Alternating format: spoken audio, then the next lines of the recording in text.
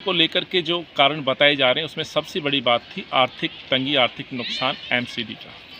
सवाल ये उठता है जब इस मसौदे पर हम नज़र डालते हैं, इस बिल के ऊपर नज़र डालते हैं, तो कहीं पे भी इस आर्थिक नुकसान की भरपाई करते हुए सरकार नहीं दिख रही है। यह नहीं बताया जा रहा है कि एमसीडी यदि नुकसान में होगी तो उसकी पूर्ति कैसे होगी। वर्तमान में यदि हम खर्चे और इनकम को जोड़ें एमसीडी के, तो उसके बावजूद भी मैक्सिमम जो कॉरपोरेशन के खर्चे हैं उसमें से 70% की ही हम ये कह सकते हैं कि 70% ही उसका रेवेन्यू जनरेट कर पा रहा है, यानी कि 30% रेवेन्यू अभी भी शॉर्ट रहेगा।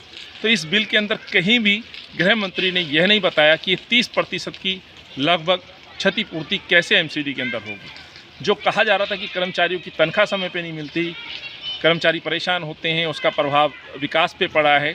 मान लीजिए कर्मचारियों को सैलरी मिल भी गई समय पे, जो कि अभी होगा भी नहीं। मान लीजिए यदि सैलरी मिल भी गई तो प्रश्न ये उठता है कि एमसीडी के अंतर्गत होने वाले जो प्रोजेक्ट्स हैं, सड़कें हैं, पार्कों का निर्माण है, फ्लाईओवर हम कह सकते हैं, स्कूल, अस्पताल हम कह सकते हैं, उन विकास के लिए पैसा कहाँ से आएगा। ये देश के गृह मंत्री ने उसमें बिल्कुल भी कहीं जिक्र नहीं किया है मसौदे में कि आखिर कहाँ से ये पैसा आएगा। तो जो नीयत है वो साफ दिखती है। अपनी हार को टालने के लिए जिस तरह से देश के गृह मंत्री और भाजपा ने साजिश रची है, जल्दबाजी में जिस तरह से मसौदा प्रस्तुत किया गया है, उसमें एमसीडी की इनकम के सोर्स को नहीं बताया गया है।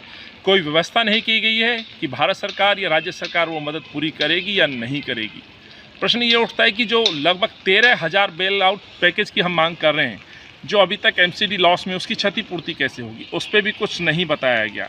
तो यहाँ जहाँ भाजपा की नीयत ठीक नहीं है, वहाँ मैं आम आदमी पार्टी से भी कहना चाहता हूँ। कल मैंने उनका भाषण सुना विधानसभा के अंदर, कहीं अरविंद केजरीवाल ने कहीं भी एकीकरण के खिलाफ एक शब्द नहीं बोला। क्यों अरविंद केजरीवाल ने दिल्ली विधानसभा सत्र के अंदर ये प्रस्ताव पास करके क्यों देश के गृह मंत्री पार्लियामेंट में नहीं भेजा।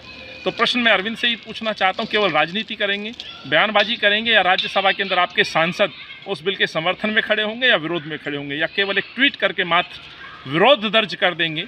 क्या अमित शाह और भाजपा से इतने डरते हैं अरविंद केजरीवाल की दिल्ली को बचाने के लिए आज दिल्ली का जो एकीकरण का बिल प्रस्तुत किया गया है, जो केवल और केवल जनता को परेशान करने वाला बिल होगा,